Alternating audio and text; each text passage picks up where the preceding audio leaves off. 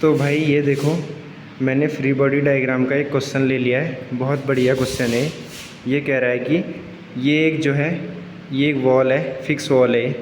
इस साइड ये वाला साइड इसका स्मूथ है, ये साइड रफ़ है, और एक लैडर रखी हुई है जो एक बॉडी है। 60 न्यूटन इसका वेट है, और वेट लगता है सेंटर पे हमेशा।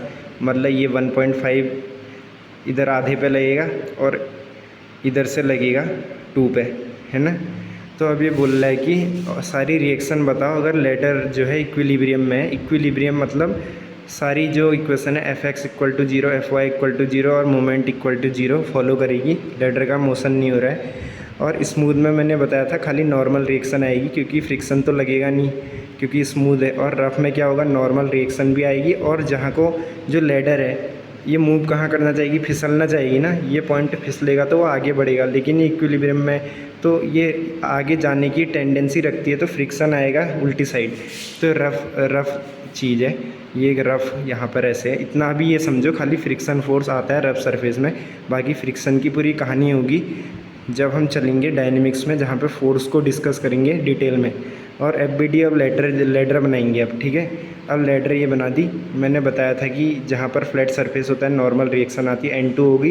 ये रफ़ है, टेंडेंसी ऑफ मोशन इधर है, तो नॉर्मल रिएक्शन तो आनी है। यहाँ N1 मान लो, और फोर्स ऑफ फ्रिक्शन आएगा क्योंकि रफ़ सरफेस है। कहाँ को आएगा, टेंडेंसी ऑफ मोशन यहाँ को है, रिलेटिव मोशन, तो फ्रिक्शन उल्टा आ जाएगा। और 60 न्यूटन इसका वेट है। इस एफबीडी से आपको क्लियरली दिख रहा होगा कि सिग्मा Fx इक्वल टू 0 करोगे तो N2 और फोर्स ऑफ फ्रिक्शन बैलेंस हो रहे हैं, तो force of friction equal to N2। और सिग्मा Fy 0 कर दो तो N1 इक्वल टू 60 आ गया। ये ऊपर को नीचे को बैलेंस हो गया, N1 60।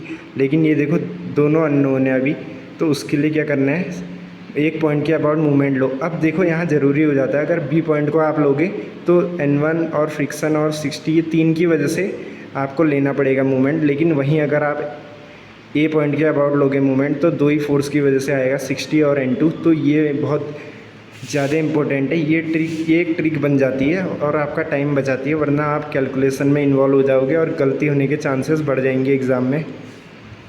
तो sigma M A equal to 0 लिया मैंने ए पॉइंट के अबाउट, इसके अबाउट। तो N2 इंटू ये वाली जो डिस्टेंस है, इसकी लाइन ऑफ एक्शन ये है, परपेंडिकुलर डिस्टेंस ये है। N2 इंटू 4 इक्वल टू 60, इसकी लाइन ऑफ एक्शन ये है, परपेंडिकुलर डिस्टेंस वो है जो कि 3/2 है, ये आ गया। तो वहाँ से 15 इंटू 1.5 22.5 न्यूटन आ गया N2। तो जितने अननोन थे सब आ गए। देखो N1 तो 60 आ गया था, N2 और फ्रिक्शन बराबर है तो वो आ गए देखो 22.5 न्यूटन। ये आ गए। और क्लियरली आप पूरा एक बार देख लो, ये पूरा क्वेश्चन था, इसको अच्छे से देख लो एक बार। ये अच्छे से देख लिया और एक बार ऐसे पूरे बड़े वाले व्यू में भी देख लो, क्लियर दिख रहा होगा अब। Thank you. इस वीडियो को क्लोज़ करता हूँ। और ये क्वेश्चन हो गया इक्विलिब्रियम और एफबीडी का कंबाइंड। Thank you. और अगला क्वेश्चन भी लाऊंगा जल्द।